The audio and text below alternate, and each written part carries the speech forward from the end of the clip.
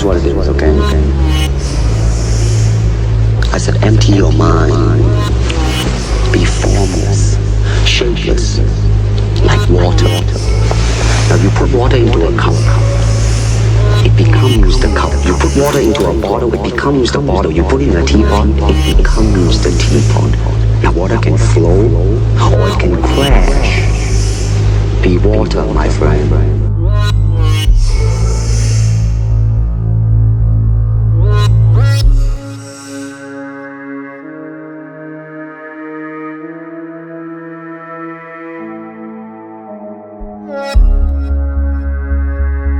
We have Joseph Atwill with us, but I'm going to leave all the specialties up to Luther in introducing you.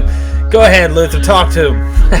How do I talk about this great man? Joseph Atwill is an independent scholar, lecturer, and author of Caesar's Messiah, The Secret Hidden History of Christianity in the Gospels, and Shakespeare's Secret Messiah. He has discussed his theories on the origins of Christianity on the BBC, Fox News Network, and Russia's REN network. His website is CaesarsMessiah.com, where his book may be purchased and questions and comments posted. You can send emails directly to Joseph at joeatwill, that's ATWILL @gmail.com. Well, some, I guess, Derek, are just too good to have just once on the Water Boys.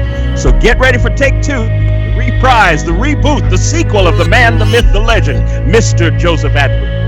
Welcome, Joe. It's great to have you back on the show. Oh, man, the pleasure is all mine. So good to be back on, the best sort of discussion show on the internet. I mean, in the years to come, I think that this will be what I cite as like, the high point of my career as an independent scholar is when I was able to talk to you guys online. I was talking to Derek earlier this week about that, and I was saying I just like the whole kind of approach that you have. It's so broad-minded and has such positive energy. In the world of New Testament scholarship, you may not believe this, but there's actually a lot of ill feelings. It's not really, kind of a club of gentlemen. Wow. The problem is that it's a very, very low resource environment. The people who are in it are basically starving, except for a very few, like Bart Erdman.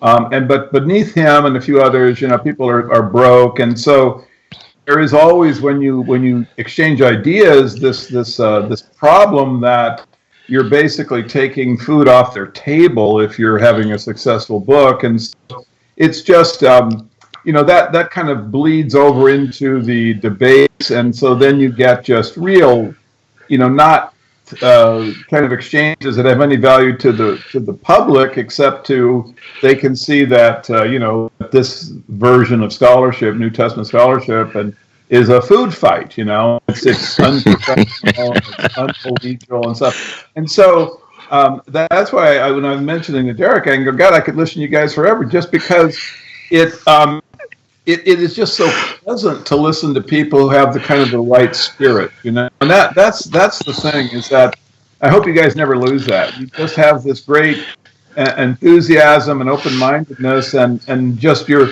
way ahead of everyone else just by having those two criteria, those qualities.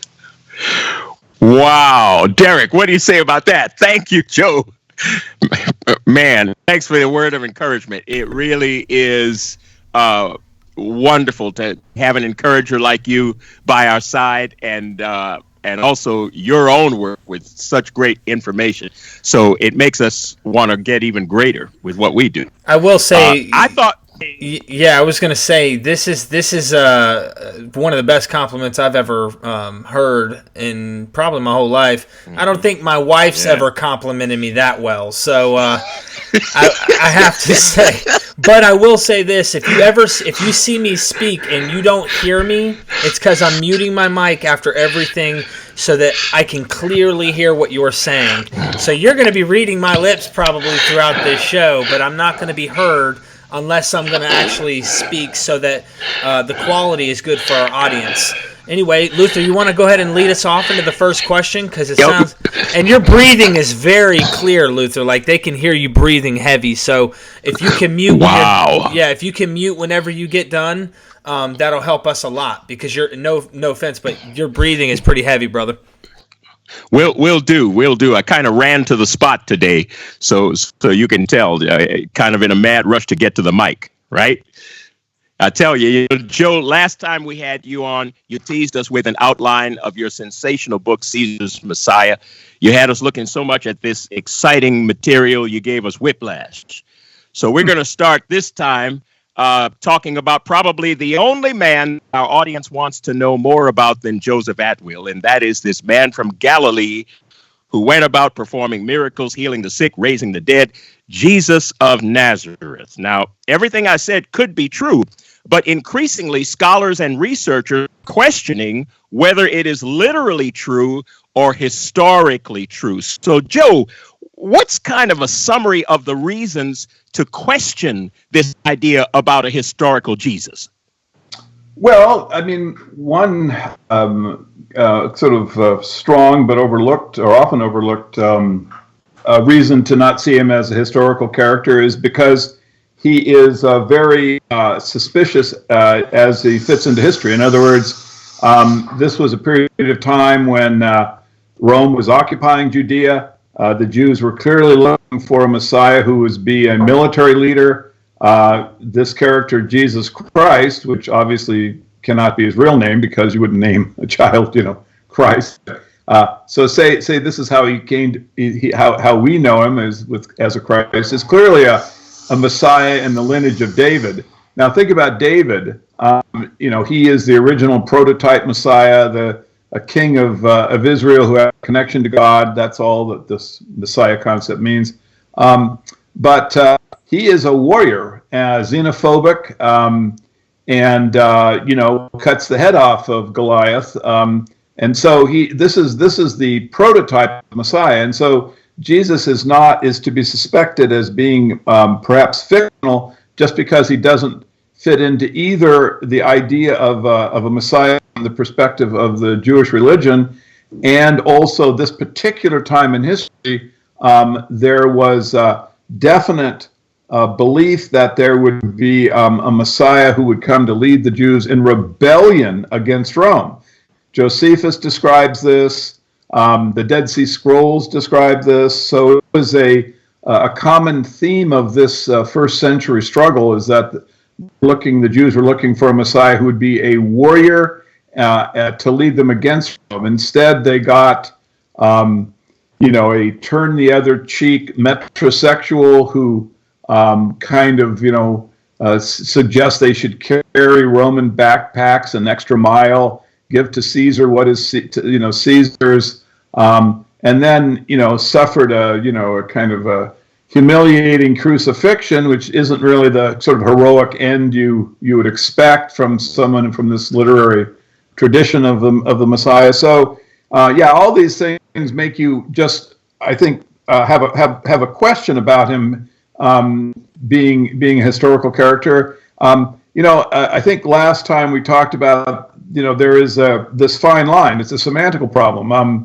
You could imagine a Messiah who was, basically had followers, who perhaps was born at Nazareth, though I think I'll explain that in a second. That's not really possible. But someone kind of had some background that the people who are creating Jesus used in building the character. And so then you can say, well, he's a historical character, but he was embellished. He was embellished by the authors.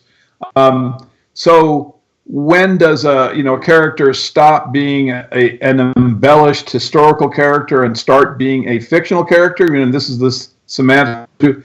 I think Jesus crosses the line, way over the line, because the problem with Jesus is, and this is beyond sort of the historical suspicion that you would give to this particular character. You have the problem that he is a typological character. In other words, the stories of his life are constructed out of other stories, right?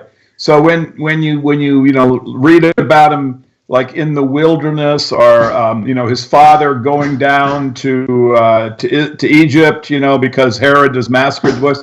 These are not historical events. These are stories that are constructed out of stories in the Old Testament.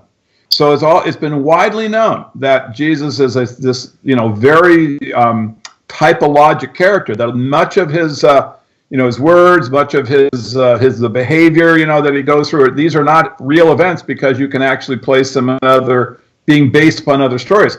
But then when I wrote Caesar's Messiah, I said, well, wait a second. If you actually link the character to the stories that are in the works of Josephus that were then used for the rest of the character. In other words, if you add to the stuff that comes from the Old Testament that everybody knows about, that the authors are replicating the Elijah kind of cycle, and with the fishing, all the fish being made, and stuff. So when you add to that the fact that all these other stories are found in Josephus, then what happens is the character Jesus Christ simply disappears as a historical character. There's nothing left. I mean, you can literally disassemble this character and show where every single one of the events in his life virtually came from. And so I would say that he's not only fictional, but he's one of the very few characters that you can actually disassemble and demonstrate that he is fictional. Yeah, that's interesting, because I actually, years ago, I went before a church in New York, and I saw patterns. Much of what you're talking about, I saw a theme between Moses and Joshua, Elijah and Elisha, and then John the Baptist and Jesus in the church. And I saw this pattern, this theme, and this was when I was inside of the box. So I was in the box, and so a lot of people would go, something bad happened to you, like you purposefully left, and like you stopped reading in the Bible. That's what made you go outside the Bible. Well, you could say that after I had so many red flags within the text that made me go, there's something else going on. And so in light of that, just to get on, because what I think you're hinting at is you're showing the parallelism, this idea that if one text is saying this, and we can show it in sequential order, which we're going to get into some of that, and the show is going to go on, I think we need to stop for 1 second for our audience, just to help them out, Joe, and tell them who were the players. Who's playing this game that's going on in the first century? Because we know the Romans destroyed the temple. And a lot of people just read their Bible and they go, oh, there was these false messiahs who came along, and then there's these people who revolted. We know that the gospel or the New Testament talks about that. They don't really know why, like what was really going on. Of course, your book emphasizes a lot of detail on this, but why did the revolt happen? Why would they go into this, and what would be the influences, the powers that be, if you will, as you've told me before? I don't want to steal your quote, but follow the money, if you will, and the politics. So there would be a reason and an influx of money trying to get rid of whatever was going on in that first century. Maybe you could talk about that cancer that was developing in the first century, if you don't mind. Sure. Well, I mean, Rome was a prison of nations. Right, that's what it was. It had every imaginable way of keeping control over the colonized nations that it had conquered. Religion was one of them. Okay, you had what's this thing called the imperial cult. It was all over the empire, and it was basically just to give people the idea that Caesar had some divine essence that would make him difficult to rebel against. Basically, it was just kind of mind control. But the key here is simply taxation. This is the money side of it. You had two great tax collecting families. There's some issue about this, but not in my mind. I think there's plenty of evidence to support it, that really the Alexanders and the Herods, their close relationship with the imperial family was based upon the fact that they were tax collectors. They were sharing the revenue from their tax farms.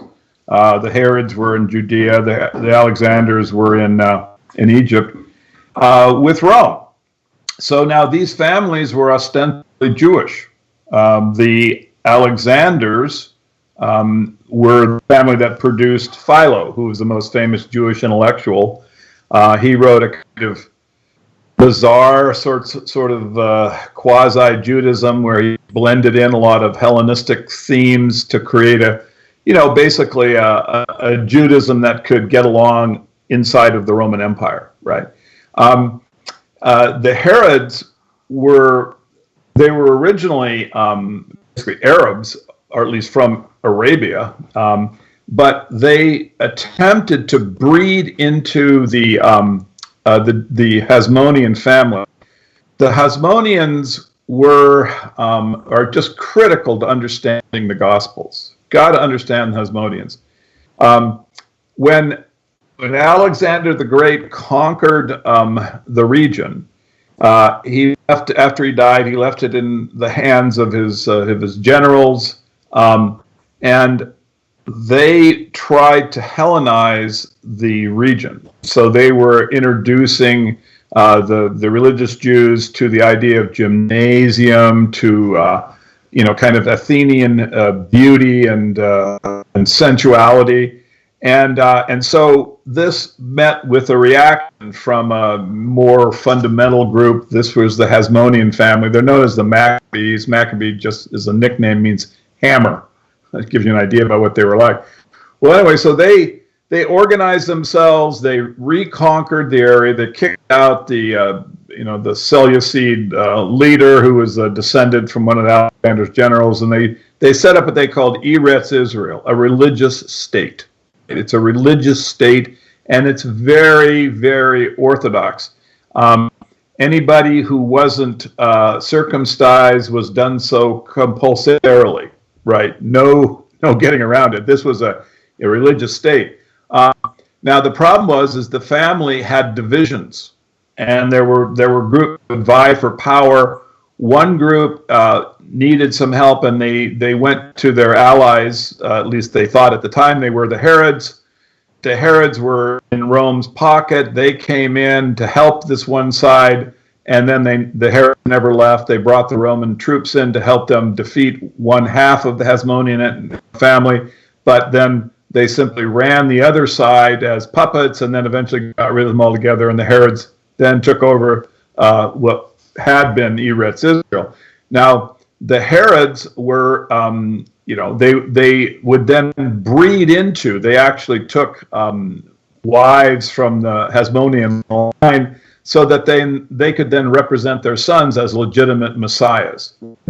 But the people weren't buying this. They knew full well that these were puppets, that they were coming from the Herod kind of non-traditional Jewish world, and so they wouldn't buy these guys.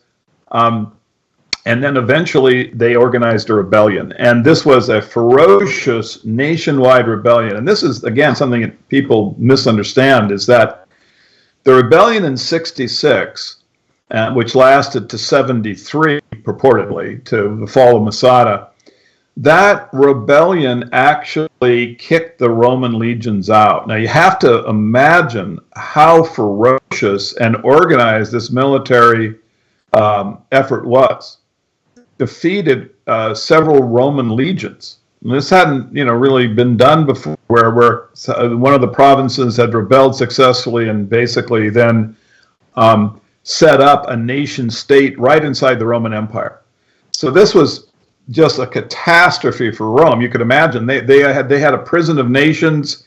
One of them has successfully rebelled. They set up a nation state. They're minting their own coins. They're trying to establish trading relationships with other countries. If this thing spreads, it's going to be, kaput for the Roman Empire. So Nero, who was in charge, brought in his best generals, Vespasian, basically his son Titus, and said, go down there and clean up the mess. And that was when you had this, the famous Roman-Jewish war that ended up with the raising of the temple, probably the most famous, event of the war, with the temple was raised. Now, this war is critical if you want to have any understanding of Christianity. If you do not have a deep understanding of the war, you pass go and you don't get to collect your crucifix, because I'm telling you have to understand that all of the prophecies that Jesus is making come to pass in the war. So many Christians don't know this, that when Jesus talks about the crushing of Galilean towns, Jerusalem being encircled, the abomination of desolation coming to pass, the razing of the temple, these are military victories of this Flavian campaign. So the victors write history, and so already it's very suspicious. Why are Matthew, Mark, and Luke supposedly these Christian Jewish people writing about a guy who's prophesizing Roman victories? What is going on here? So this is the first, I think, step that a Christian needs to take to become sort of clear-minded about the origin of the religion, is that it is based upon the military victories of the Flavian family. Now, so then if you want to kind of see what was the motivation of this group to Christianity, because my theory is that the Flavians then produced the Gospels. This group had the motivation because following the war, this was been the time when they would have written the Gospel, because you can see that it was written after the war, because all of these events from the war are predicted by Jesus during the war. It will come to pass during the war. Anyway, so they had a motivation to find a way to pacify Messianic Judaism, because it was the problem. This was what their historian Josephus said was most propelling Jews to rebel. They believed that there was going to be a David, someone like David coming from God. He'd have the power of God. He would lead them against Rome, and then Rome would be driven out. They believed that, and so they kept hoping, and they kept rebelling. So they had a motivation, the Flavians, to find a way around this particular kind of theology, and this was what why the Gospels theology basically is a reworking of the Torah and the way that that literature looks, for a military leader type. You have Jesus Christ, who's a kind of quasi-pacifist. So they had the motivation to produce this literature. But because they were allies with the Alexanders and the Herods, they had the capacity, because this group of intellectuals that surrounded the Flavians had every understanding imaginable of the Old Testament. I mean, the Herods were breeding with the Hasmoneans, and the Alexanders were producing the most famous Jewish intellectuals of the era. So they could have written something like the Gospels. They had all the technical understanding of typology in the Old Testament that are used in the Gospels to create the story. So you have the motivation, you have the capacity, and then bear in mind they controlled history. I mean, this group controlled the historical narrative, and so they had the opportunity to try to insert something into history as preposterous as the story of Jesus. They introduced the Gospels probably, in 80 or 90 toward the end of the first century, and who was going to say boo?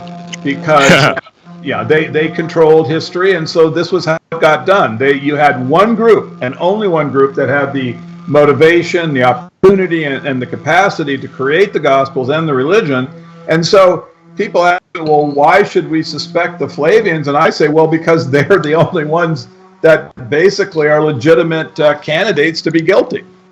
Okay. Now, Joe, there were military victories that were pretty plain and straightforward, but there were also literary victories, because you talked about the Maccabees and about that term or that name meaning hammer. But also the name Mark means hammer. It comes from the same place. But here we're not talking about a military hammer of force. It's more like a velvet hammer or a marshmallow hammer that gets put across through the Gospels. So here you have writing coming into play. There's a war behind the war. Yeah. Enter in Josephus. Okay, so Josephus, whose name, by the way, means he shall add. Well, certainly he shall add to the aims of the Roman Empire. He shall add and advance the cause of Rome. Why is he important in determining the early history of Christianity then and now? And I'll give you an example of how he comes into play. I was in Atlanta many years ago, and a preacher was in the middle of his sermon, and he quotes Josephus. And I heard other preachers talk about his sermon afterward, and they said, oh, he's great, and his exegesis is great, but he strays from the scripture, and he quotes Josephus. I mean, what is it about Josephus that people want, or at least organized religion, wants to steer clear of him, wants to divert attention away from him? And here you are, Joe, saying he's so important. You got the Josephus Witness Protection Program, in effect, to keep him safe for posterity and bringing him out so we learn about him. Tell us about Josephus. Well, I mean, the thing about Josephus is that he's the one who wrote the history that the original church fathers, people like, Eusebius and Augustine, stated that we can be sure that Jesus was divine because the historian recorded that his prophecies came to pass. So this was a whole branch of Christian theology, the preterites, who believed that there was this basically relationship between the war and Jesus' prophecies. This was the dominant Christian theologic position up until, basically the beginning of the 20th century. I mean, this was what everyone, thought was the correct understanding of the Gospels. The one we have now with the second coming and all this stuff, that is very, very late. That's very recent. So Josephus was, in fact, so important that there are some very ancient Bibles, found in monasteries and whatnot, that actually have Josephus as his works as part of the Bible. You actually have, the four Gospels and the letters of Paul and Revelation and Josephus. I mean, he was like a book, and this is because he recorded what everyone understood was simply the coming to pass of what Jesus predicted. The prophet predicts, and the historian records the miraculous occurrence of what the prophet had predicted. So Jesus and Josephus were actually completely entwined. It's as if they were one intellectual system.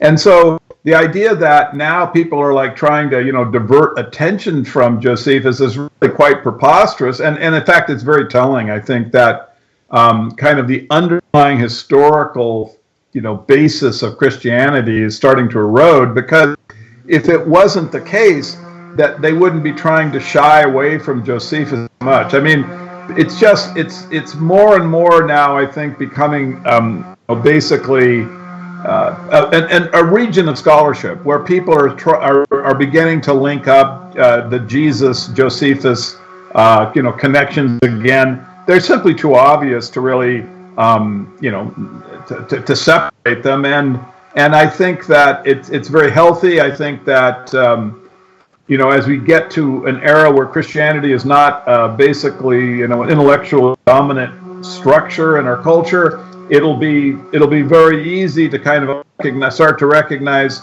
a lot of the parallels between Jesus's storyline and what Josephus is recording. I get in a lot of internet battles, and it's really quite interesting because they have to basically deny some of the parallels. I mean, they can't deny things like, encircling Jerusalem with the wall, or the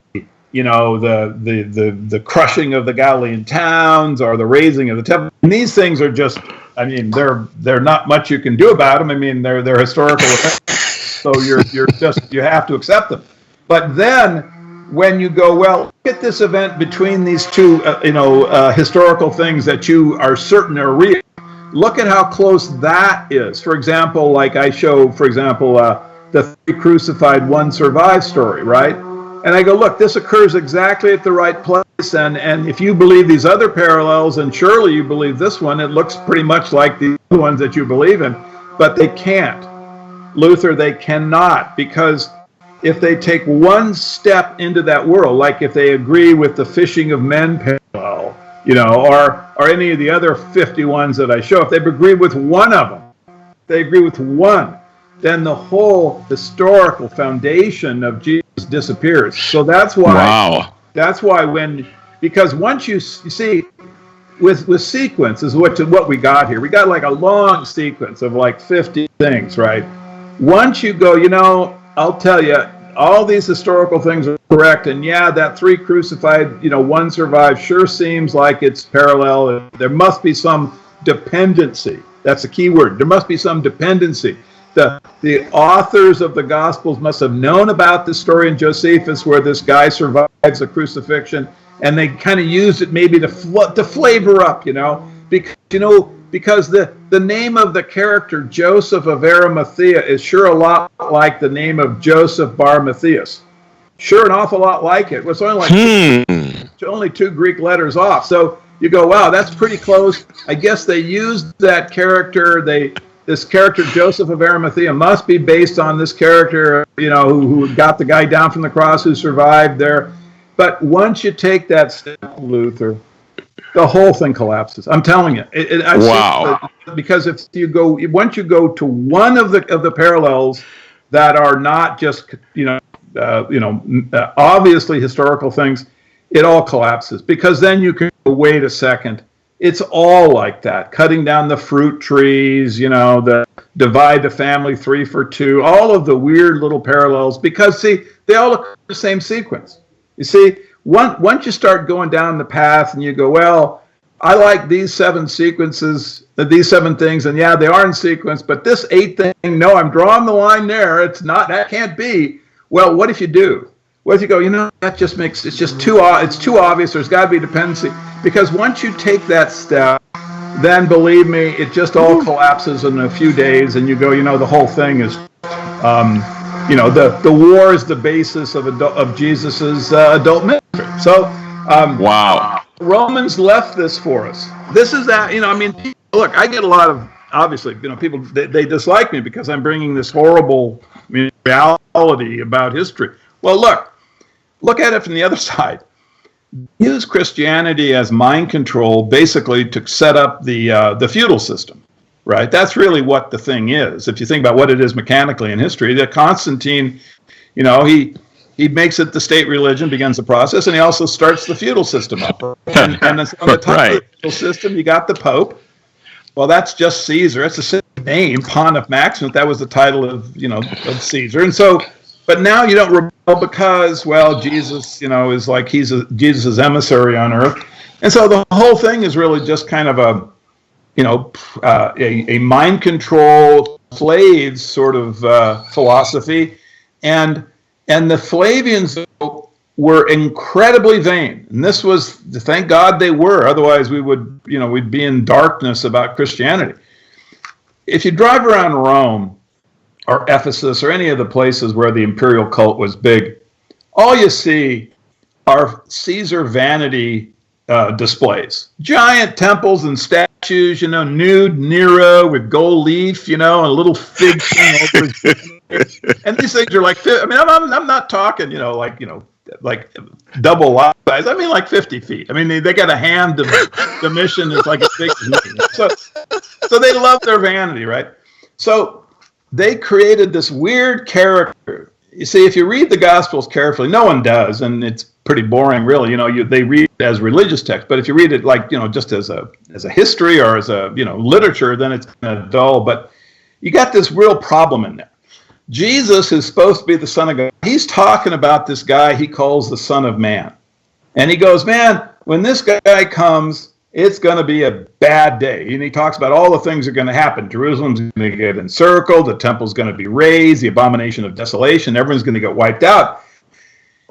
And he goes, this guy's going to come, and it's going to be really bad for the Jews, and it's going to be bad for, like just a lot of people.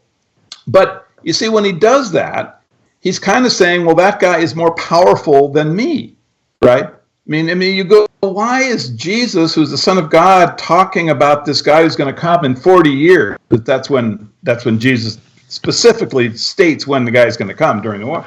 Why would he say that this guy has all this power? And you see, this is the Flavian vanity. They created this character, the Son of Man that Jesus, predicting who's going to come. because it's obviously the Flavian Caesar. You see, there's nobody else it could be. It's impossible to be anyone else. And that's why you've got this really weird typological system that I show in Caesar Messiah, where you got all these little weird, crazy things, that are just all over the place, that you would never look at them and go, well, what the heck, like why is this here, But it's when you read them in sequence that you can see. I mean, like, I happen to have a couple of them up here. It's like, okay, great. So this is never even, people never see it. So like, if you're reading in sequence, you go, Josephus writes, and thus that sedition which had been divided into 3 factions was now reduced to 2, right? Divide 3 for 2. And then now Jesus, Luke 12:51, he goes, do you suppose I came to give peace on earth? I tell you, not at all, but rather division. From now on, 5 in one house will be divided, 3 against 2 and 2 against 3, right? So it's an obvious parallel. It's a little weird, but I mean, it's like, oh, okay, well, why is that, why is something that is parallel occurring? Maybe it's just circumstance. But then you go to the next line, it goes, and if it, and then it goes, and Luke says, well, Jesus says, if it bears fruit, well, great. If not, you can cut it down. And then Josephus says, well, so Titus threw down all the hedges and walls that made the gardens and groves, and they cut down all the fruit trees.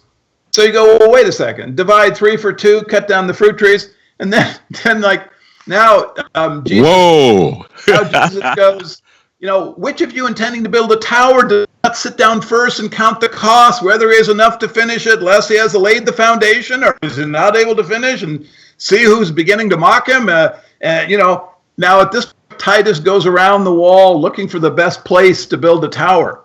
You see, a tower, where's the best place to build a tower? Luke goes, or else while the others still agree off, he sends a delegation and asks conditions of peace. And if you're reading along, that's 4:13, and then Wars of the Jews 5:6. Josephus attempted to discourse to those who were upon the wall about terms of peace. So you get, it's not completely verbatim, but see, then the next thing is like you go, well, Jesus goes, for the days will come around on you when your enemies will build an embankment around you, surround you, and close you in on every side. Well, Josephus goes, well, they must build a wall around the whole city. So you see, it's like, and I could go on, but I mean, it's like, the thing is, like, you lay the text side by side, and you get the sequence, the temporal sequence of events, because there's a little hocus pocus. You got to kind of like fiddle with it a bit, but it's, I mean, that's one of the reasons why. In the edition I have out now, the Flavian signature, I don't mess around with the parallels that aren't in Luke. I mean, I could bring more parallels in, but I figure I don't really need to do that. I'm bringing in like 50 of them. What I do is I lay Luke against Josephus, and I don't vary. I just say, here's Luke, here you go, right down, here's a circle by the wall, there's the temple being raised, here's, the son of Mary who's a Passover lamb, here's 3 crucified ones. I lay it out. And I almost have no comment. I just occasionally I'll throw something in, like a line, but I just want the reader to go through it and see that this is the basis of the adult ministry is the military campaign of Titus. And so when you do that, then you can take these events and subtract them from the historicity of Jesus, right? Because you can see clearly, when that once you get into the system, that Jesus didn't go around talking about cutting down fruit trees, because that's obviously right out of the other book, because all these events are all sequential. But once you start taking those things away from the character, what do you end up with? We don't end up with anything. You see what I mean? This is why it's fascinating, is that they want to cling to Jesus as a historical character that was embellished. There's a whole branch of that he's historical, like Bart Ehrman. He's a historical character. These miracle stuff, they got added later, but you just have to have this guy because look at all these people who wrote about him long after he was dead. So there has to be some historical kernel there, Here's the problem. You look at, like, for example, the John the Baptist story, right? Okay, look at that story where Jesus gets baptized. You start taking out of the story the stuff that comes from, Elijah, right? The John's clothing and the River Jordan, and then you start realizing that actually now that they're also using the story of Moses with the passing through the water and the baptism, and the whole story goes away. There's no story left. Literally everything that is described in the story is from some other story. And so now what do you got left? You got nothing. This is what's supposed to be done, Luther. The Flavians put in this crazy Son of Man character in the future for the very purpose that when we unraveled the literature and realized that we've been fooled, that we would remember them. You see, it's legacy. Because, I don't pretend to know what the psychology of the Caesar is. I know it's bad. Okay, I know, brother, it's not like you and me.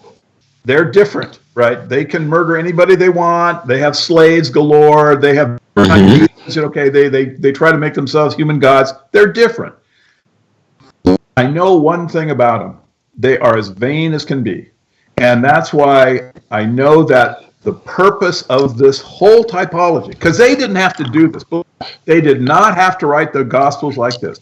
The Gospels were written like this, with all this typology linking to their military campaign, so that in the future we would realize, wait a second, we got fooled, and now we're supposed to think these guys were like clever and give them legacy. Well, sorry, not from me, but that was what they did. Oh man. Well, that was a great show, everybody. No, I'm just kidding. You went through everything, Joe. Hey, not really. Actually, we have questions that we've had set up for this thing. And to be honest with you, you got me so excited about those parallels, I almost want to run with them. But, because, it's really fascinating to see. But that's what I did. I didn't have Josephus in my hand. The only thing that was missing was Josephus. I could look at the old, I could look at the new and go, whoa, hold on. And like you said, they become the same thing. And you're like, hold on.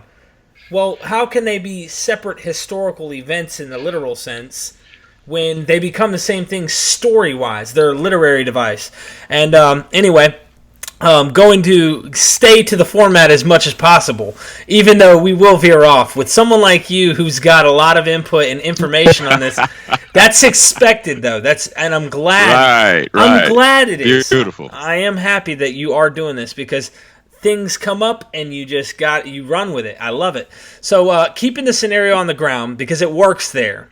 Militant Judaism versus Rome. That's what we're seeing. The Jews' Messiah was independent and above the fray. He showed the militant Jews that they were wrong. While Rome fades quietly into the background, the picture you paint stays on the ground, first showing the adversarial relationship to be acute, central to the social fabric, and worthy of Rome's very best efforts to diffuse it. These were revolutionary times, and in a revolutionary... People aren't singing, they're swinging. Paint a picture for us how adversarial were they to each other? How bad was this between these militant Jews, which were messianic? And maybe we got to emphasize that to the Romans. Yeah, I actually, my opinion is that you had, people talk about all kinds of different sects of Jews. They have the Essenes and the Sadducees and the Pharisees. I'm not buying it. I think there were really two kinds of Jews. I think there was Roman Jews and Messianic Jews. Messianic Jews might have had one flavor, but that was the basic thing. You're either in or out. And particularly when you get to a situation where you're rebelling against Rome and having Eretz Israel, I guarantee you, the idea of lots of different sects of Jews in Eretz Israel, no, that is not happening. These guys were fundamental. They would have executed anybody who wasn't on the party line. So you have Messianic Jews. It is basically the religion of the common Jewish person, right? It's the Torah, and the Torah is pretty clear cut. The land was given to you by God. That's the Torah's position. And if you look at Deuteronomy, I mean, man, it is the most genocidal document imaginable. They want to kill all the Gentiles. They list the races they're going to evaporate. So this is the perspective that the Torah is giving these guys. This is what Rome is against. They are Rome is the indomitable. I mean, you cannot crush it. The Jews are just not able to accept it, and they're just going to explode. The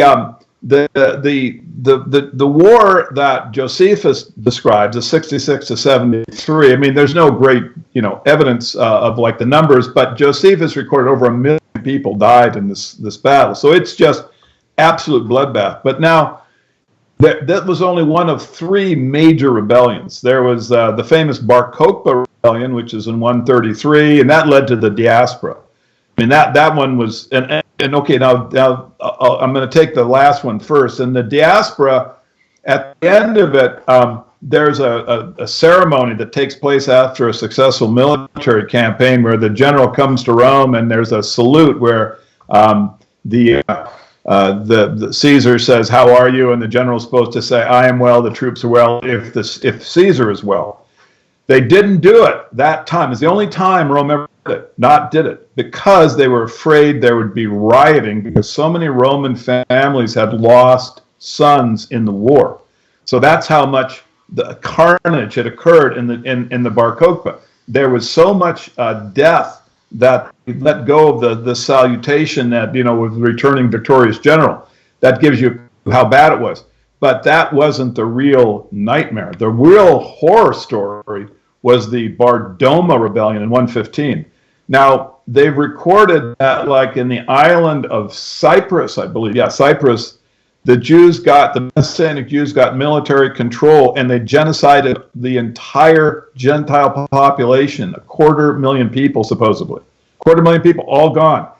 Cyrenia was depopulated. This is where the rebellion was now south. It was coming from Egypt because they've been kicked out basically. During the first rebellion, they've been driven south. So the Messianic movement was in Egypt, Cyrenia, Cyprus.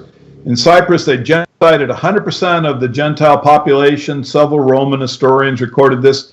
Cyrenia was so bad that they had to recolonize it.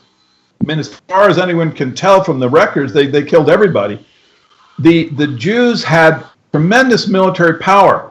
They actually got a document of one of the Roman prefects trying to get away from the Jews going down the down the Nile. He was going south, trying to get away from the control that they had over, around Alexandria. So the Bar Doma rebellion was one of the biggest bloodbaths anyone's ever imagined in terms of the documentation, and then that led up to within like 20 years to the Bar Kokhba rebellion. So think about it. You had the 66-73 rebellion, the 114 to 116 rebellion, and then the rebellion 133-135. 3 absolute bloodbaths. And so what you really had was in the first century, in the beginning of the second century, you had a race war. It was a race war. And the idea was to exterminate one another. And there was looking at the casualty numbers, there's absolutely no quarter given.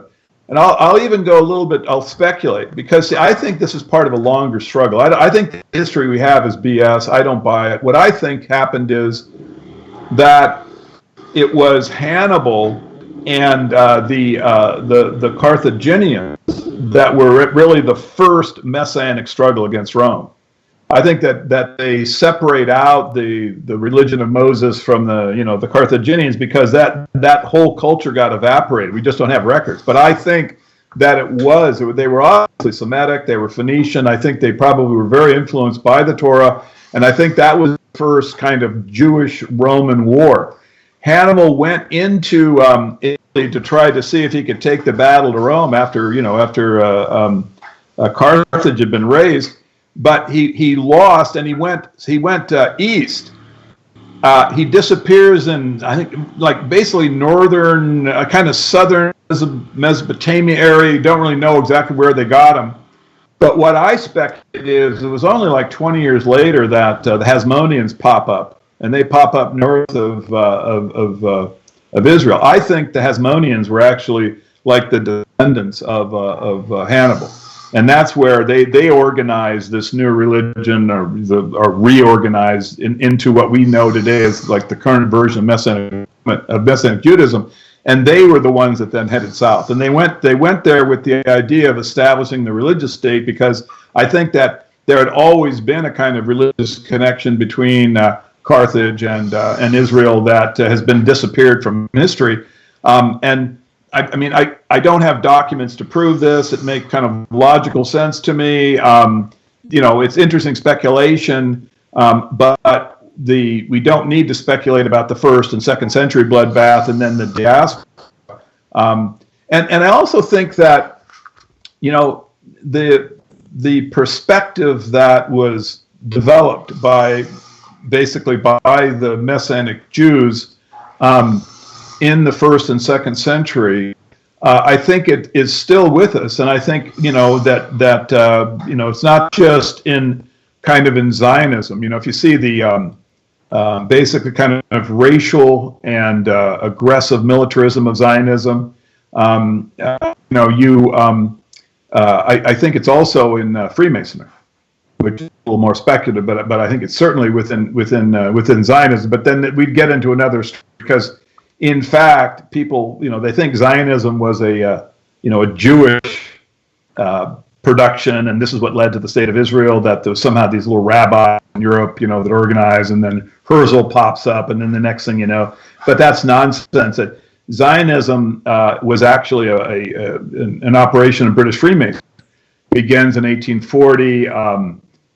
Palmerston, who's prime minister, he takes out a position in the newspapers, and he says, now is the time for the Jews to return to their homeland. This was complete news to the Jews.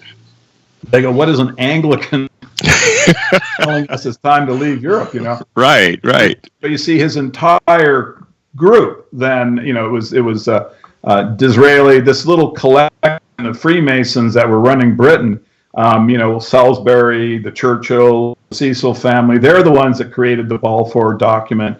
They were the political force that actually created Israel. And people, and Herzl, who is the father of Zionism, he was simply an employee of this group. I mean, I'm kind of off the subject, but this is something that kind of, I think you don't have a clear understanding of history if you don't understand that there was a group that was purportedly Christian. I mean,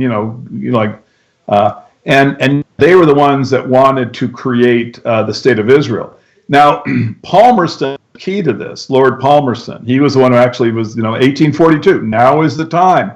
And then from there on, the funding, he arranged the funding for all these projects to survey, to establish a British protectorate in the area, to get the Ottoman Empire. So Palmerston, 1842, is doing it. And people go, well, Palmerston, he must have loved the Jews. He's just like this lovable guy. I guess he's reading the Old Testament and goes, now is the time. Well, wait a second. Palmerston was the guy who manned the gunship. He was the head guy who killed all the Chinese when they tried to resist the opium addiction. Right? That's Palmerston. Palmerston is also the guy who institutes the Irish genocide. He had the largest estates in Ireland, and he was starving all of his inhabitants, kicked them out, sent them to the U.S., and then he was taking food out of Ireland while it was starving. So wait a second. What is the political perspective of this guy? Why does this guy want to reestablish Israel when in 1840 it's part of the Ottoman Empire? The Jewish population is 3%. It makes no sense. So anyway, these are very, very controversial areas, I know, and off topic, but I just thought I'd throw them in because why the hell not? Go ahead, Luther. Right. Well done. I mean, you got my head spinning right about now. But obviously, the Jewish militant threat was so widespread that it called for Rome's best efforts by any means necessary to resist. And some of those techniques we can say are in the area of, or were in the area of, scientific engineering and invention. I think about this figure from history, Joe. His name is Herod of Alexandria, and also he's called Hero. Sometimes you drop the N in his name, but he lived from 10 AD to 70 AD. And I was reading about him, and he was a mathematician, a scientist, an engineer, and an inventor. And he was the kind of guy that the Romans would have gone to say, okay, to keep everybody quiet, let's keep their religions afloat. As long as they worship the emperor alongside their provincial religions, everything's okay. So let a guy like Heron customize and supercharge the religions. You know, it's kind of like a body shop, you know, where a Ford goes in, the Batmobile comes out. You know, Heron had all the smokes and the mirrors, and if your God needed supercharging, he would do it. There was one thing that he did where the priests in a certain religion would burn incense on the altar, and that would raise the temperature and set in motion a series of pulleys.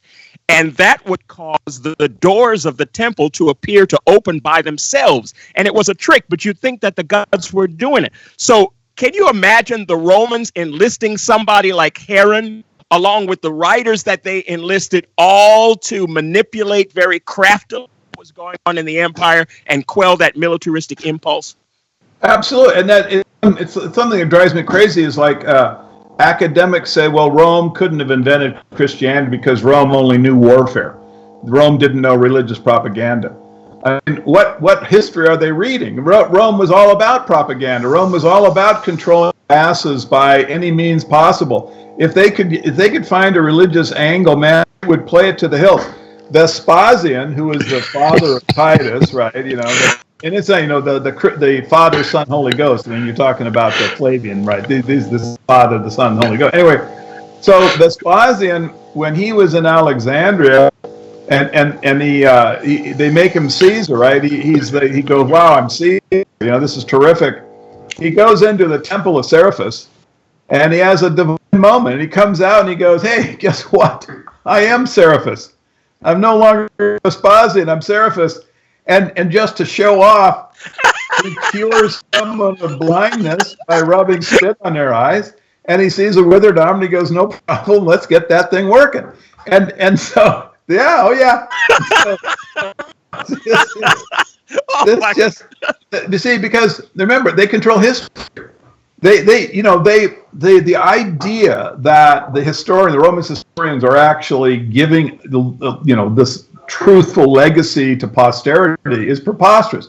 These guys are like mafia guys. They want every angle they can get. And so religion, history, philosophy, everything was angled so that, at the end of the day, you're just going to do what we tell you to do. And that is pay us our taxes and don't rebel. It's funny you say that because I was reminded of a lecture I listened to recently by a Freemason, Manly Palmer Hall. And Manly Palmer Hall actually brought up something that coincidentally goes right into this pocket.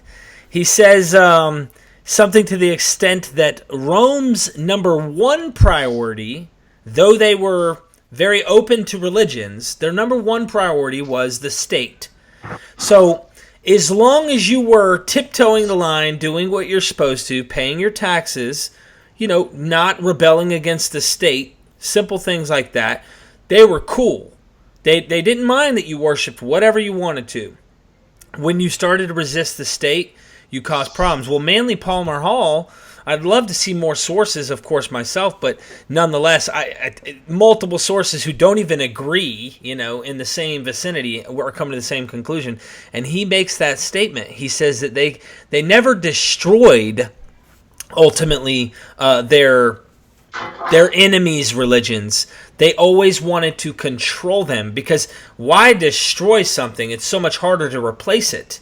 It's better. Well, typically, the religions were there as like population control aspects in the first place, right?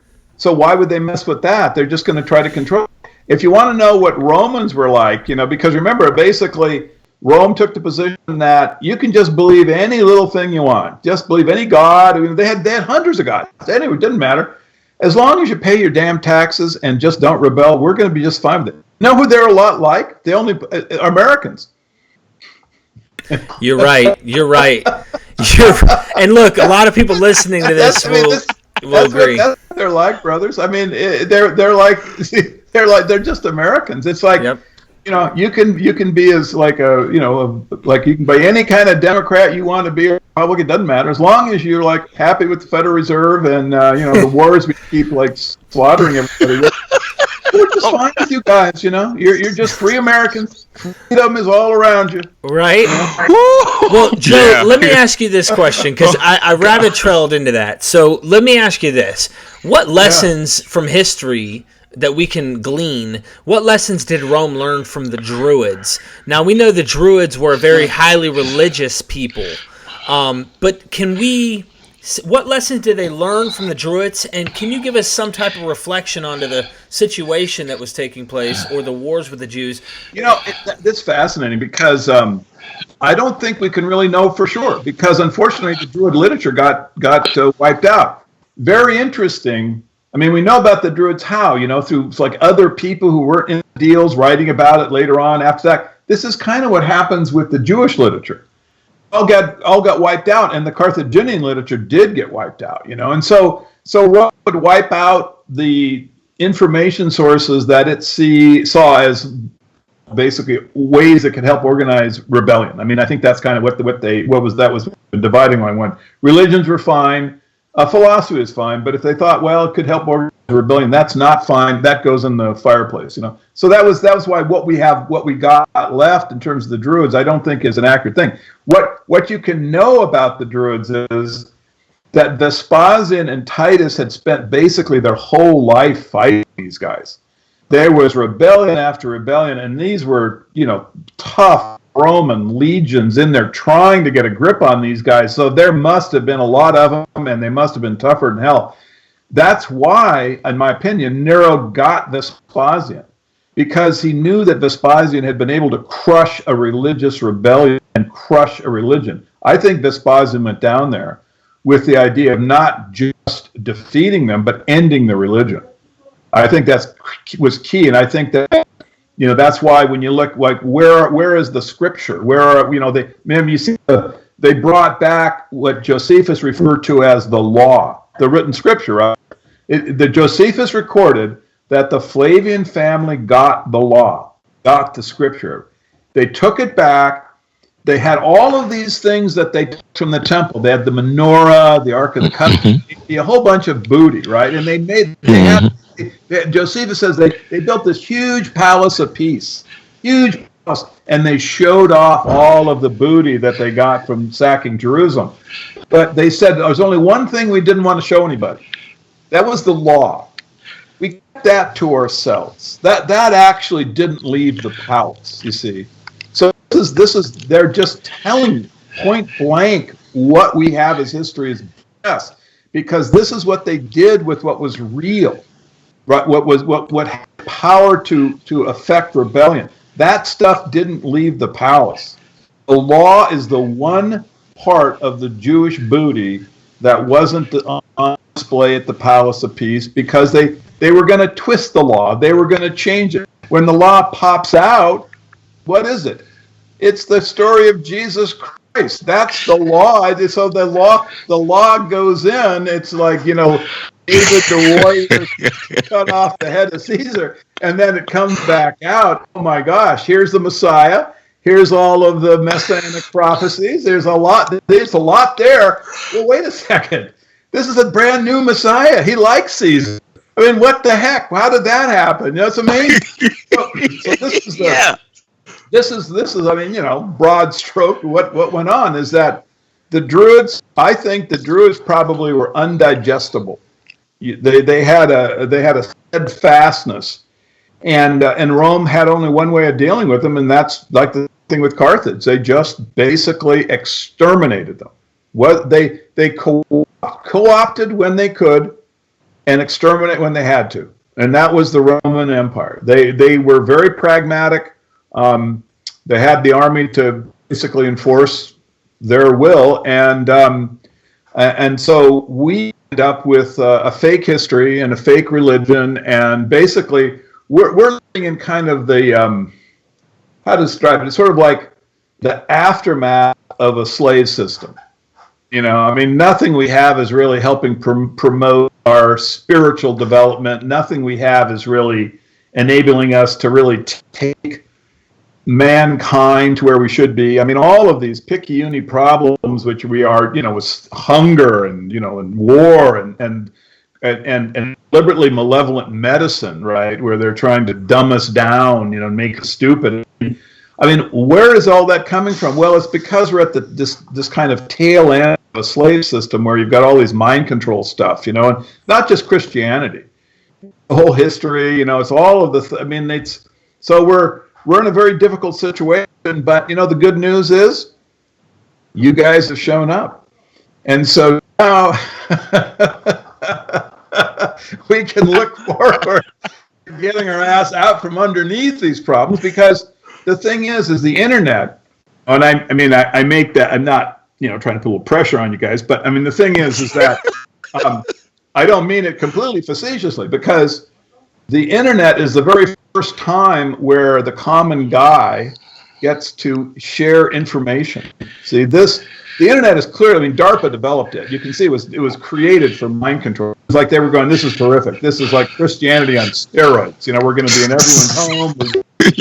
Yeah. One little problem with it. There's one little problem. Okay. The little guy might start talking. But they just might. They look at us basically as subhuman. Like they're too stupid to really do. But they might start talking, and then the next thing you've got what could be called an alternative media, and they're trying to control it. You can see that I would say like Alex Jones is an obvious cul-de-sac that they've created. But there's just too many guys out there, and a lot of them. You see, what happens is, here's what happened, guys. You got like Wolf Blitzer or Sean Hannity. The average person listens to that, and even though we're dumbed down by thousands of years of mind control, the average person goes, this guy is a lying bastard. I can just feel it in my bones. I mean, every word is untrue. He's just, look at him. He's a liar. And then they look at you guys and they go, I mean, heck, I don't know if they know up from down, but I know they're telling the truth, and I know it's coming from the right place in the heart. And that's when I was talking to Derek, and I was saying, man, God bless you. Just an expression I use. It's like I hope you guys just become so powerful and popular, because the heart and the clear-mindedness. See, it's like you've already won because when you bring that to the public, with who've been putting up with Sean Hannity and Wolf Blitzer and Judge Judy and like the whole like litany of mind control devices that are just to make you feel horrible and give you fake history. That when we laugh, when we can communicate, when we get the sense, we're telling the truth to one another. Yeah. That's right. That's right. That is the revolution. That's the revolution. That's how we can get to a better place, is that we need to reestablish kind of the brotherhood. They've atomized us, right? They atomize everything. Right. They got the pornographic male and the single mom, right? This is great, right? This is their goal, is to atomize. They break down the family. Why? Because the family is a threat. Why? Because it could get to extended families. Now you got a problem. They want to break down all the connections. They want one big clump of atomized humans. Pornographic males, single moms, states managing the kids. Perfect. They're in complete control. But the problem is we are actually social animals. We relate to one another. And when we get a chance, like with shows like this, things happen. Wheels spin deep down inside us. We go, something? Maybe I don't have to live like with 8 hours of pornography and 3 hours in the bar. These guys. I mean, the thing is, okay, I'm sorry to be kind of off subject, but Now, when the cultural Marxists came to us in the 60s, and they go, feminism, men are horrible, we got to have feminism. And then they brought us pornography. And they're going, look, you need sexual revolution and sexual liberation to be free, right? This is going to be terrific. You're going to, laid right and left, and it's just going to be terrific. And the women will have power, and everything is going to be great. And now we can see that this just took us right off a cliff, and everyone is miserable. And if you've ever seen like a 51-year-old guy in a single bar, right, you know how miserable a human being can be, right? Because, this guy is sitting there, and it's not working anymore, right? He's over, but what does he have? Nothing. And of course, the tragedy, the single moms, right? They're now seeing, wait a second, I've got this great job, and I've got 2 kids that I've never seen, but I'm powerful and I'm liberated. But you see, so the fact is that the cultural Marxists, and that's just an expression, the oligarchs basically they were using, but they could make the case in the 60s because no one knew any better. But now we know that they took us off a cliff, and so now when your show comes on, I just think the timing is right. I think the timing is right. I really do. I just, that's why I wish, I was telling Derek, Derek, I'm not sure he thought I was telling the truth, but I really am. Man, the world is, timing is everything, guys. I think that the world is ready for you guys. I think, and not just you. You guys are not put pressure on you, but for everybody to get into the internet, communicate with one another, reestablish the communion, the brotherhood, the family structure, start protecting one another. When the atomic police start beating up people, there should be other people who will step in and go, something, I just feel you're violating the human rights of this individual, and I'm going to not let you do this. And then suddenly too many people show up with the same perspective, and then we stop being afraid, right? Then maybe we actually can start. But the real key is to create better political leaders. We've got to start looking for, before the show I was saying, the ones that we're given are ones that create hate, because the hatred is what is replaced with democracy. Trump or Hillary, you hate Trump. Now you have a reason to think that the election has some meaning, but it doesn't matter if it's Hillary or Trump. You're going to have the Federal Reserve on one hand and the wars on the other, right? See, the real issues you don't get to vote on.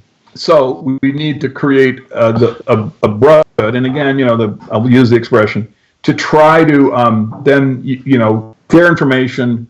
Shows like this is like really the step we have to take. We're ever going to get out of slavery, it starts with you guys. This is how we get out. The information gets spread.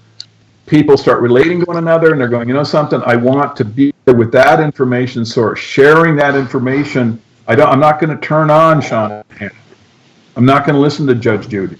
I'm not going to listen to Wolf Blitzer. These guys are obviously puppets of the oligarchs. I want people like you guys, because I can feel it in my bones that you're telling the truth. So there it is. There it is. Wow.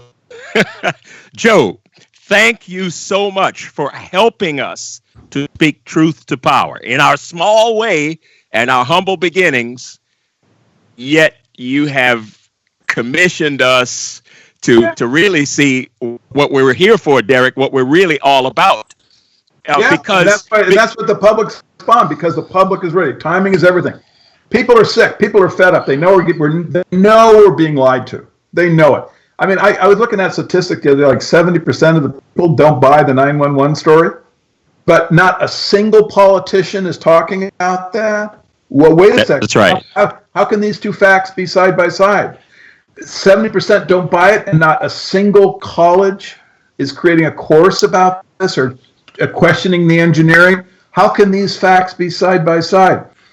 It's a slave system, brothers. It's a slave system. It's controlled. And so now we can stop it. And we hopefully, we can do better than they did as far as creating a culture, because it's time to make a new one. Right. That number, about 70-some%. What did you just quote? It was 70. They're different quotes. It's about buy the government story. They're right. here there is like some organizations that attempt to get data. I don't know how to even do it, but it's sort of like the Kennedy assassination. It's more than 50%. And when you juxtapose the skepticism with the way that we are being presented this information, right, with zero in colleges, right, no engineering classes are trying to determine if Building 7's collapse is feasible as anything other than controlled demolition. Why not? It's legitimate. That's right. And where's the media stories, right? So the fact is, the media stories are, this is just what we had after, Constantine started with the state religion. They have a narrative, the Jesus story that worked for them. There was no communication. They controlled the roads, the information. Right. The slave was told, it's kind of tough times for you now, but there will be a worker's paradise as soon as you die. Mm. And that was good enough because they believed in Jesus. But now I think we can go beyond that. And I went off on a political rant. You can kind of see. That was beautiful. It was wonderful. But the thing is, we have to come back. I have to come back in time. We'll talk some scholarship, because I actually have some ideas about that too. But I just thought that what I really want to do is just announce my strong support for you guys, and hope that everybody who is listens to me will try to reach out and find a way to support you, keep you on the air, and find a way to spread your information. I mean, you guys know better than I do about how to spread information in the social media. Thank you so much. But that's really what has to happen. So let's do that. When we get done with the show, just go out there and support the Water Brothers, because call them the brother. But I mean, I like to make. But that's good. Hey, that's fine, bro. Yeah. That works, man. That works. I can't help myself. Well, look, I've been influenced by bad people, man. I've been reading like Shakespeare and the Gospels and stuff like that for a long time. My mind, it's gone.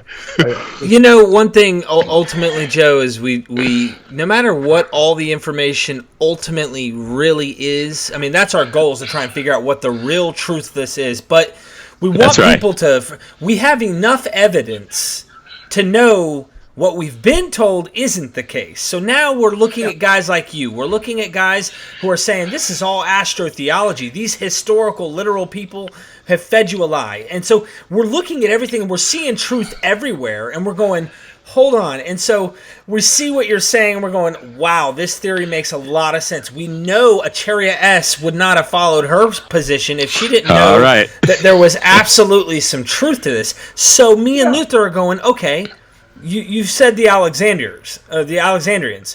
Well, Acharia said the Alexandrians. Hold on. Could the same people be doing this for political and spiritual means and create a great system that could replace what they had, and it would pacify? I mean, one thing that I have to say, because, man, we could go on these questions, but when you feel it and you're in the moment, this is kind of its own question, and I'm kind of feeling this at this moment. And Luther, sorry about this. I just, got to get away from the format for just a second.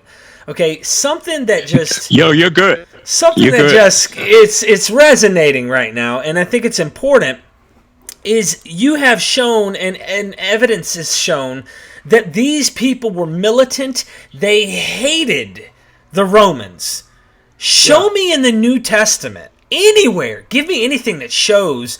I mean, come on, you named 3 revolts, and I know that there was stuff that happened before the first century. It was a bloodbath. It was a total bloodbath. I mean, between you had from Judas the Galilean 1, it was a total bloodbath all the way up. But there was never a period where there was just nothing going on. It was a constant warfare between the Jews and the Romans. They didn't want to be colonized. They didn't want Roman. I mean, look.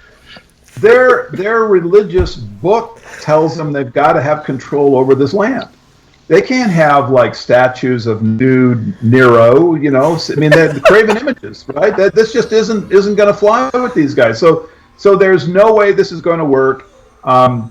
And then out pops Jesus Christ. Well, wait a second. I mean, even if once you know the history, Yeah. the whole thing is preposterous, and particularly that little detail about what happened to all of the Jewish scripture, which would have told, we probably would have talked about Jesus if he did exist, but certainly would have talked about the warfare and all the real Messiah stuff.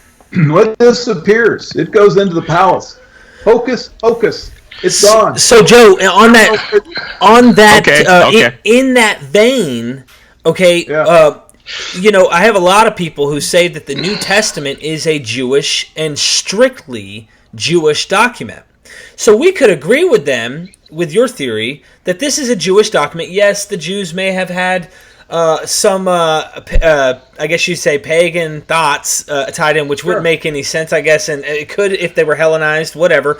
But nonetheless, why aren't they talking crap about the Romans? Every situation that you could have said, look, screw this Pontius Pilate guy. Hey, this centurion is BS. Hey, check this out. No, this isn't cool. Caesar, I'm not going to...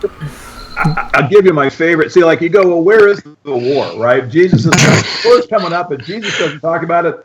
Paul doesn't talk about it. What happened to the war? Why isn't Paul talking more about Jesus? Well, wait a second, like 50, 60, I mean, he should be talking about the war because the Jews are winding up to deliver the Roman Empire like a 1-2 punch. What happened to that? Where's the discussion about that? The thing is, the Romans don't want you to know about the war. That's part of the history they would rather forget.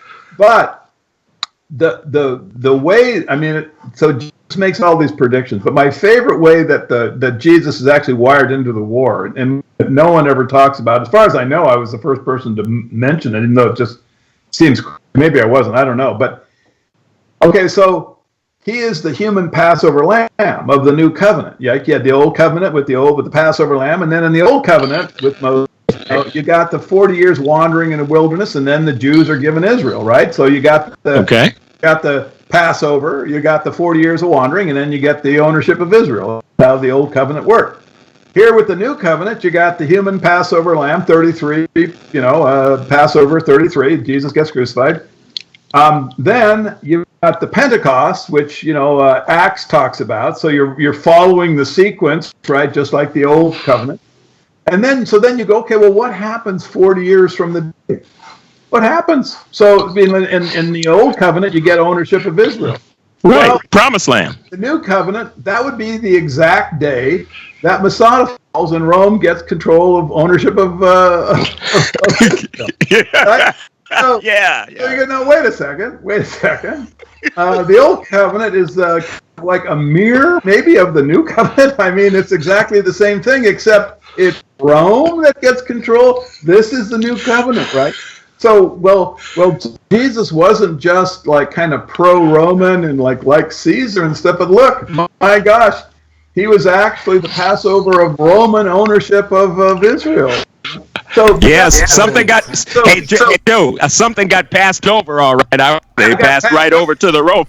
But the thing is like, okay, so that's just obvious. It's 73. If you look in Wikipedia, 73 Passover. That's when Masada fall. End of the war. Rome has control over the area. Jesus' crucifixion, 33. I mean, this is what Wikipedia will tell you. A perfect 40-year. He is the human Passover lamb. This has to be wired after the fact, which means that Rome wrote the Gospels, because you don't go writing no quasi-Jewish prophecy Messiah guy and ending up with Rome being the right. This is just not happening in real Jewish literature. So it's fake. All of the numbers are fake. The character is a typological construction, and the whole thing, the pro-Roman perspective, is just mind control. Wow. Hey, Joe, I've got a quote here I want to include in the discussion. And this is from an author named Margaret Starbird. She's got a book called Magdalene's Lost. She's talking about the divine feminine, and she's really doing a good job of setting up historical context. But this statement, when we knew we were going to have you on the show again, I thought about this statement that knocked me out. This is what she says. She says, in the 1st century AD, nearly 1/3 of the citizens of the Roman Empire were either Jewish or Judaizers, that is, persons who were in sympathy with the monotheistic religion and high ethical code of the Jews. She is saying 1/3 of people were potentially dangerous and militant against Rome. Can you imagine what kind of threat that would be if the Romans actually perceived it? Well, I'll tell you. I don't know where she gets the data. I've seen different sources. That would be kind of toward the high end, but I have seen lots of people who've looked at basically how they can, kind of find out the ethnicity of people in the empire at that time. And they were everywhere. They were widespread. I think you can obviously say widespread. And here is the critical point to me. Josephus recorded that what the Romans were most afraid of was that the Jews would attempt to take their military Messiah concept to the Jews throughout the empire. So Margaret Starbird, who is, good scholar, I'm sure she has a good citation in back of that. She is reflecting what was no doubt the critical existential dilemma of the Roman Empire, is that the Jews were everywhere, and if you started having, well, particularly after, Eretz Israel was established in 66, if you started having rebellions throughout the empire, then the whole thing was going to collapse. And if you look at the Bardoma rebellion and the, depopulation of Cyrenia and Cyprus, you could see that this wasn't an idle threat. This was, the critical military. It's been hidden from us. We don't talk about it, we don't know it, but it was the critical threat that the Roman Empire faced, was the Jews. And it wasn't a political struggle, it was a religious genocidal war. And so that's why the character Jesus Christ came into existence. Because the Rome wanted to find a way to tone down the Messianic literature. That's all it is about. They wanted so the character Jesus is really carefully crafted. Man, the guys who put that guy together were geniuses, because they had to weave in the Old Testament and a lot of astro theology stuff too. They're weaving all this stuff into a story, but then they had to make the guy lovable. They had to bend the love of people away from maybe a guy who's a missionary for the Jewish militaristic Messiah. They had to bend guys away from him toward this new kind of Jesus. And then it had to work as mind control later on for the serf, the slave system, feudal system. So, yeah, that was they hit a home run with that character. I mean, that was like the Star Wars, of like the era. Yes. But it was, but when you start like kind of looking at it as where's the history here? Man, there's nothing, because the thing is, it's like there's just too much warfare and hatred. For this guy to pop up. I mean, it would really be like, in the most fundamental kind of, say like Iran when Ayatollah Khomeini, was in power. And it would be like, a sect of Islam developed that was like pro-Roman, right? And the Ayatollah and his revolutionary guards would have just gone, fine, yeah, this is great, yeah, we love the idea, but say that this sect would have really liked David Rockefeller. That would be who they were most. This new guy, this Muslim Christ would go, what is David Rockefeller? What is David's? This is the thing, that when you try to put it in a parallel historical context, the character Jesus is just, it's nonsensical. It's really nonsensical.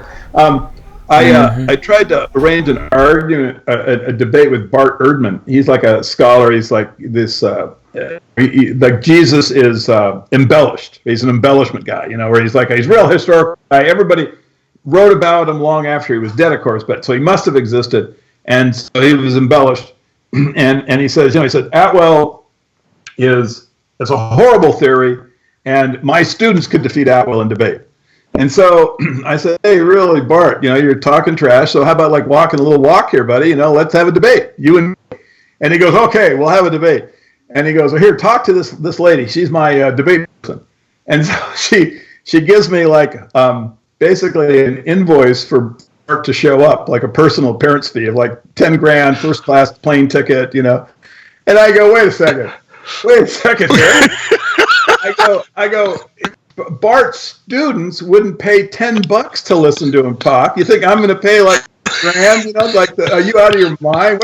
We got Skype. Put Bart on Skype. We can just put Skype to pay. You know, if he's like sitting there publicly trashing me, he should have at least the guts to like get up there and talk on Skype. But instead, I get his public, you know, servant trying to get me electric to give him an in. But this is what I was saying. Like New Testament scholarship it's a crazy world. I mean, I don't really have much hopes for it. I think it is what it is. But the people are. What's more important is that the ideas of like look at Christianity as a mind control, right? Just look at it that way. I'm getting a lot of feedback, guys.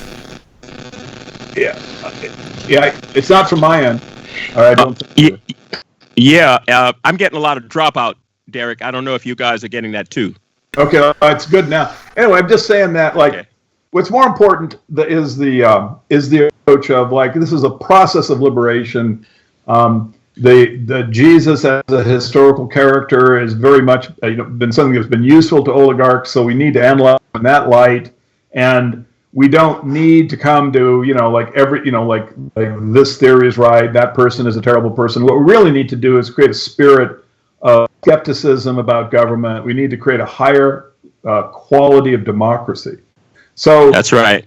So it's like like this one guy ripped off my Shakespeare idea. I was talking to Derek about it, and I was going, I could care less. The thing is, what's important is that these ideas get out, because when we create revisionism, right? People are afraid of revisionism. Notice how like historical revision, like conspiracy theory. Well, that means that they know that history is propaganda and that it's a tool, and they want to keep us basically enslaved by it. So we want the spirit of revisionism. And so when new ideas about Shakespeare, when new ideas about Jesus, look, all of the ideas are good because they are all helping us to get into this spirit of revisionism where we're going to say, man, we don't want any more fake history. We're sick of it. We're tired of being mental slaves. We're sick of that. We're going to just not buy anything that we can't really understand, and that we don't get information that comes from people who are obviously psychopaths. I don't want Sean Hannity. Thank you.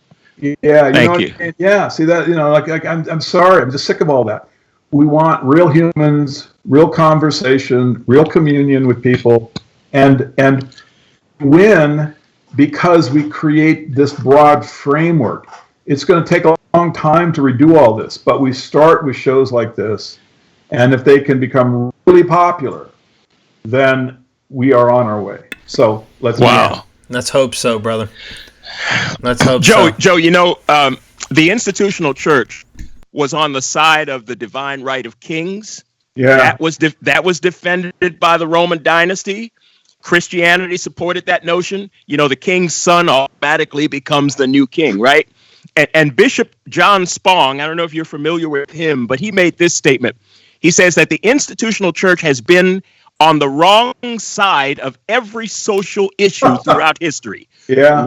When it comes to women's suffrage, women getting the right to vote, gay marriage, civil rights, slavery, war in the Middle East, you name it, from top to bottom, the institutional church has always been on the wrong side of that. Do you guys know E. Michael Jones? Know who he is? E. Michael Jones. He's a Catholic, and he is a social critic, revisionist, but devout Catholic. I think he's one of the very best historians that the internet has. It's quite odd that a devout Catholic, in my opinion, would be such so much revolutionary information is coming from him, and really good information. But he looks at or at least, he doesn't, but I do. The Catholic Church was in many ways a defense against the worst excesses of the oligarchs, right? In some cases, but not in all. in generally, like you said, it was been on the wrong side always. So people now have kind of this nostalgic idea, about, well, Catholicism. But no, it was always basically a tool of the oligarchs from the very beginning, from the Flavians, the feudal system, right up till the present time. And so, it's a hard thing because people who are Christian, people who are Catholic, we'd like to have the biggest tent we can to bring them into the new kind of way of thinking. I hope we can, and I hope that they are not put off by revisionists, people who are, in more revolutionary kind of streams of analysis, even if they question the foundations of their religion. We've got to find a way to unify. I mean, I'm not interested in how we're different. I could care less. And what I want is a way we can, the people who have financial and motivation to not any longer be slaves because we don't want to be genocided, that we create a kind of community. That's what I really want. And I hope that Christians come in, and I hope that Christians understand I am not, I have my analysis. I believe it's correct. I hope a lot of people find value in it. But if you don't, and if you stay with your faith, that is none of my business. What is my business, what I really want, is to try to get more understanding of how we have been enslaved and how our political system is owned. And even inside of Christianity, this is the thing. Christians have to understand that a lot of their leaders have been co-opted. This is going to be hard. This is going to be hard for them to understand. Is that the CIA or whoever is in there? They're the ministers, the popes. I mean, just as an off example, like Alan Dulles was the head of the CIA. His cousin, they were I think they were Anglican or something. His cousin one day decided to convert to Catholicism. Just one day decided, what the heck. 5 years later, he was a cardinal. Yeah. So wow. So you see meteoric rise with the Catholic Church. Well, how could it be? Well, it's because it's the authority structures have all been corrupted. All of the authority structures. Every one of the religions. The oligarchs have been there. They look for these points of control. And it's just like the Roman Empire. Think of the Roman Empire. They would come up to they would conquer a place. They would look at how to control the mythology, this or that. They would work with it, but they would take over the leadership. They'd make sure that there are no rebellions were going to be coming out of it. So that's why when you look at leaders, these people you see in the TV, don't trust any of them. The nonsense. Trust the people who have a good heart. Trust. I'm going to use the expression one last time. The water brother. I just can't help myself. Thank you so much. You there, Joe? When you talked about okay. you talked about the leaders being corrupt and getting control of the leadership first. I think about the war in Iran. One of the details, it's not really a detail, but you don't hear about it anymore, is that the intellectuals in Iranian society were quickly eliminated. There was a murder in the intellectual class to gain control of the thinking of the people. And then, of course, the infrastructure. But all of that is part of military domination techniques. Absolutely. Well, and remember, you the way to control opposition is to lead it, and so we need a ground up, not a trickle down. Trickle down is 100% oligarchs. You look at guys that pop up. I mean, like Gloria Steinem, meteoric rise, and then you scratch and you go, wait a second, she's a CIA agent. And this is just how it is. I mean, and that's why Alex Jones. I don't buy this guy.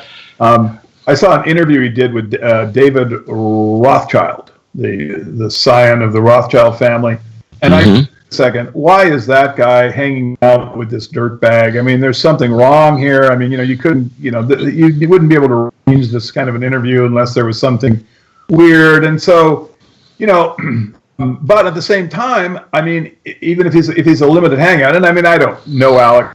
this is my impression of the guy. But the thing is,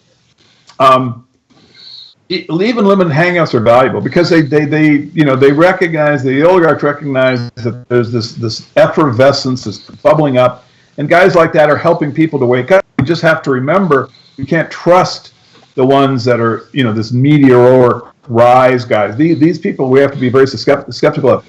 It's you guys, the guys that are bubble up, not when the top down, when they appear out of nowhere and they have like funding and this and that. Man, who's got funding in the internet? That's real. Really? I mean, think about it. I don't know anybody. I know the whole. I mean, pretty much. I'm on hundreds of shows. I know these guys. Nobody has money.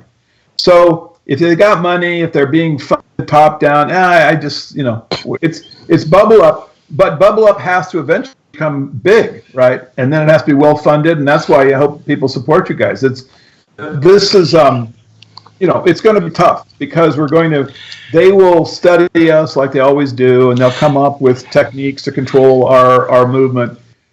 But if we can just keep the internet up, if we can keep shows like yours alive, I think 10 years, I think that we would be almost impossible to put back, in the bottle. The genie would be out. I hope so. Just keep right, guys. Look, I love you. I got to take off. I got a million. Yeah. I'm behind the 8 ball here. Look, just a heads up, ladies. Joe, we love you too, bro. Look, hey, there it is. There's the book. Hey, who wrote that thing? Listen, I'll tell you guys. I hope to God, I'm just using it as an expression. I hope that you guys will have me back on, and I'll try to do a better job. I think I kind of lost the thread here. No, I mean, like, we went with the flow. And I just, that's the thing. It's awesome. I'm like one of those guys that speaks in tongues. The spirit gets into me, and that's good. I can't help myself. Look, hey Joe, next time we're gonna let the spirit speak, right? And you're gonna go through every parallel. Let's go through the whole. Absolutely go through the whole. Yeah, that's right. That's right. That'd be kind of fun. There's some of this I think is really very, very clever. The guys who wrote it are very clever, and they don't really get enough. Kind of accolade because they get none because nobody writes about this stuff. But there's some of the stuff that's so kind of these intellectual puzzle boxes, like the Good Samaritan is one of my favorite ones. It's like, well, what the heck? How can this? What are they talking about? I just think that's so clever how they do that. Yeah.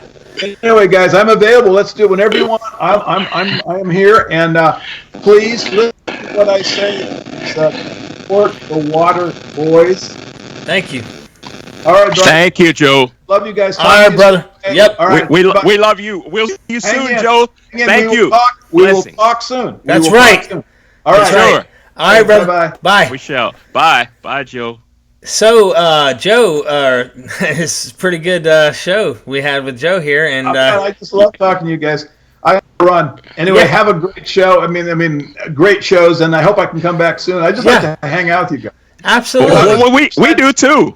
Yeah, we do too. We're signing off, Joe. Carolina. If I come to South Carolina soon, I'm gonna find a way to come up and see you guys. Okay. Yeah. Well, what about Arkansas? Come and visit me, Joe. I'll come. Hey, if I'm in the South, I don't care. It's only like 3, like Waffle Houses away. Yeah. Right. That's right. Well, thanks for joining us, Joe. I appreciate it, man. Joe Atwill, ladies and gentlemen, author of Caesar's Messiah, The Secret Hidden History of Christianity, the Gospels. Bye, Joe.